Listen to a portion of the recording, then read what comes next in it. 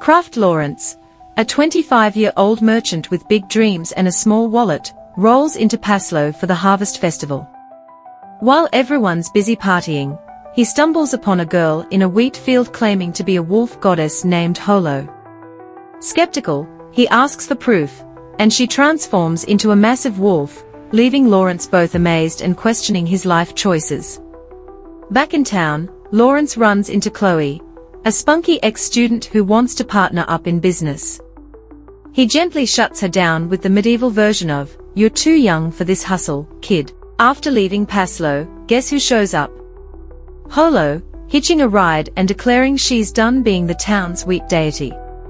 She's heading north, and Lawrence, now apparently the patron saint of impulsive decisions, agrees to take her along. Thus begins the epic journey of a merchant, a wolf goddess, and questionable life choices. Seeking shelter from the rain in a church, Lawrence and Holo meet Sharon, a merchant with a suspiciously shiny plan to profit off silver coins.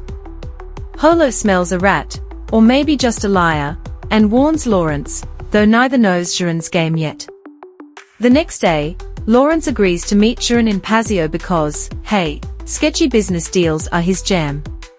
As they head out, Lawrence casually mentions he's been wolf-mauled 8 times.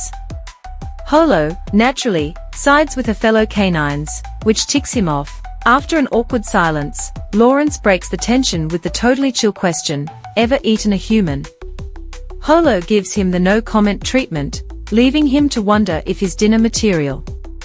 Lawrence and Holo roll into Paseo, ready to sell some fur and hustle.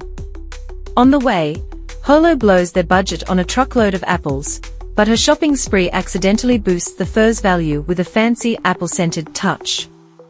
They sell it for a tidy profit because apparently, sniffing fur is serious business. That night, they seal a deal with Sharon, the sketchy merchant, only to find out later that his silver coin scheme is about as pure as week-old apple cider. Classic shady merchant move. Lawrence teams up with Rich Tent Malhite from the Malone Trading Company to take down Sharon's scheme, but things go sideways when Sharon's goons try to ambush them at night. Holo distracts the attackers, giving Lawrence a chance to escape to safety. Once safe, Malhite tells Lawrence that the Malone Trading Company has everything they need to defeat Sharon, so they no longer need his help. To make matters worse, Lawrence gets a letter from the Medio Trading Company, revealing they know Holo is a wolf and threatening to hand her over to the church. After some smooth talking, Lawrence convinces Malhite to get the Malone Trading Company to collect 20 silver coins for economic power, while he rushes off to save Holo. He finds her just in time, and she drops the bombshell that Chloe's teamed up with the church, hoping to ditch the old deity dependence ways by handing Holo over. Meanwhile, Chloe, realizing Holo's gone rogue, starts tracking them down like a methodical, overachieving student. She's slowly closing in, probably with a map and some snacks, because this is going to take a while. While running for their lives underground, Lawrence gets stabbed by a Medio Trading Company goon, slowing him down and leading to an epic trap by Chloe. She offers him a life for Holo deal, but Lawrence, true to form, says, "No thanks, I'm good." To save his butt, Holo goes full wolf mode, wrecking the goons like it's a Friday night at the local bar, then disappears as Lawrence passes out. He wakes up at the Malone Trading Company headquarters, only to learn their coin venture made tons of cash. But also tons of losses. For his trouble, Lawrence gets paid in pepper, and an absurd bill for new clothes and apples. Realizing Holo's still around, Lawrence finds her, and they agree to keep traveling together, mostly because no one else would put up with his luck. In Paseo, Lawrence decides Holo deserves some fancy new clothes, but with only a single Lumione gold coin, he's stuck. They head to Weeyes, a money dealer and friend, to swap it for 20 silver coins and agree to meet later for drinks. Lawrence then pulls out his secret technique. At a clothing shop, he buys a bunch of cheap blankets at a ridiculous price, then uses them to haggle for a noble's old clothes at an absurdly low price, made even cheaper thanks to Holo's irresistible charm. The shop owner profits on the blankets, but ends up losing money on the entire deal. Lawrence walks away with new clothes for Holo, and the owner wonders if he's been scammed or just caught in an elaborate prank. Lawrence and Holo roll into Porison, where Lawrence sells the pepper he got from the Malone Trading Company.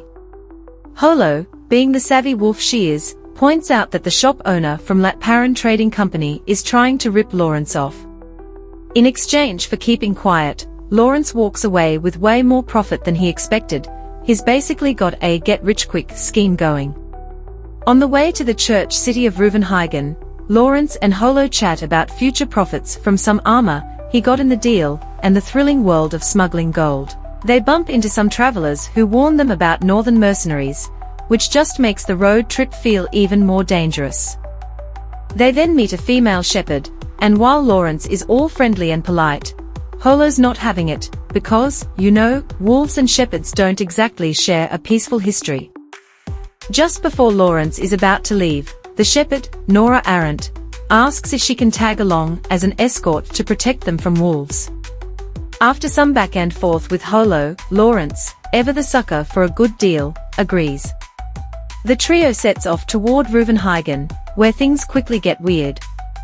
Once in the city, Lawrence and Holo part ways with Nora to sell the armor in his cart. Lawrence breezes through the initial inspection and tries to pay the tax with 2 sets of armor. The city government, however, isn't thrilled about receiving armor as payment. Apparently, armor isn't exactly the city's preferred currency.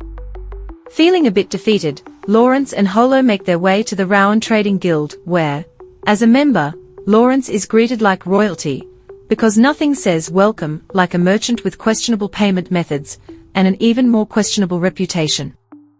Lawrence, armed with a certificate from the guild manager, Jacob Tarantino, heads to the Lemurio Trading Company to sell his armor, only to be hit with the crushing news that the armor market has crashed.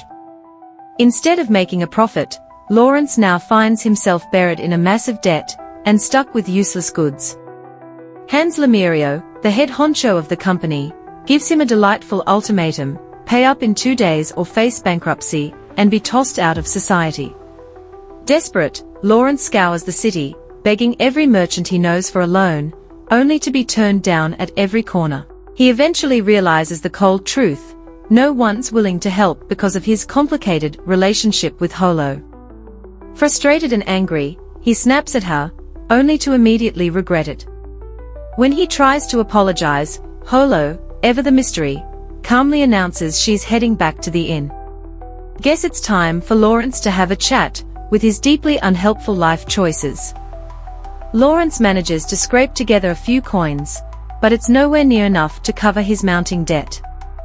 He tries to apologize to Holo by offering her the coins, but she rejects them and gives him a lecture about being too nice and not blaming her for his mess.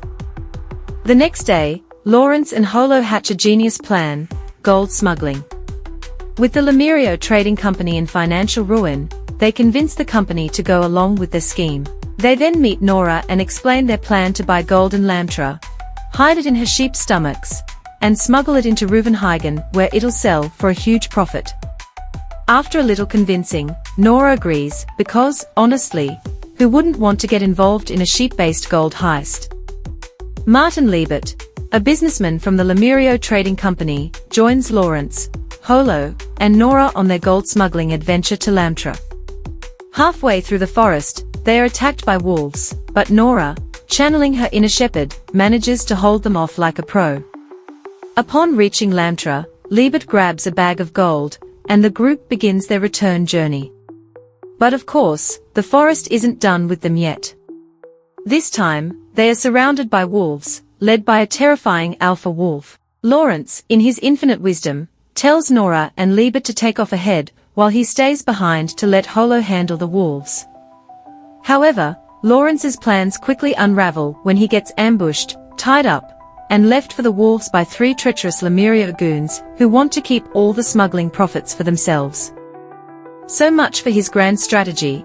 Looks like Lawrence's part in the heist has just turned into a one-man wolf buffet.